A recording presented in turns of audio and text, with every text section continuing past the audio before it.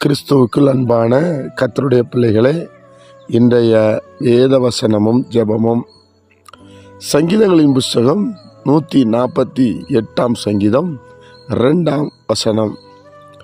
அவருடைய தூதர்களே, நீங்கள் யாவரும் அவரை துதியுங்கள். அவருடைய சேனைகளே, நீங்கள் யாவரும் அவரை துதியுங்கள். என் அன்புக்குரியவர்களே, நாம் ஆண்டவரை துதிப்பதிலே ரொம்ப கவனமாயிருக்க வேண்டும். இந்த தேவர்கள் யார் என்று யோசிச்சு பாருங்க.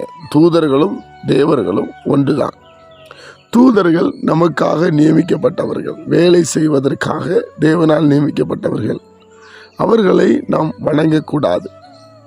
அவர்களும் தேவனை துதிக்க வேண்டும் என்று வேதம் சொல்லுகிறது. அப்போ நம்ம இந்த ரகசியத்தை அறிந்துக்கிடணும். இந்த உலகத்தில் ஏராளமான தேவ தூதர்கள், தேவர்கள் இருக்கிறார்கள்.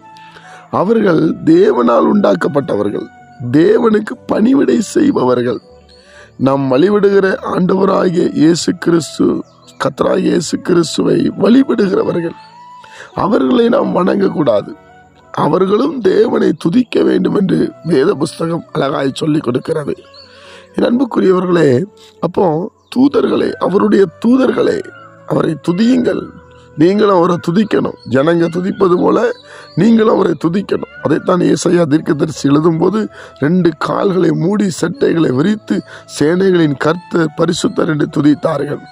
சில தூதர்கள், கர்த்தரால் தள்ளப்பட்ட தூதர்கள், தனக்குன்னு ஒரு ராஜ்யத்தை ஏற்பாடு செய்து தன்னை வணங்கும்படி பல காரியங்களை செய்து ஜனங்களை வழி தப்பி பண்ணி கொண்டிருக்கிறதை நாம் பார்க்கிறோம்.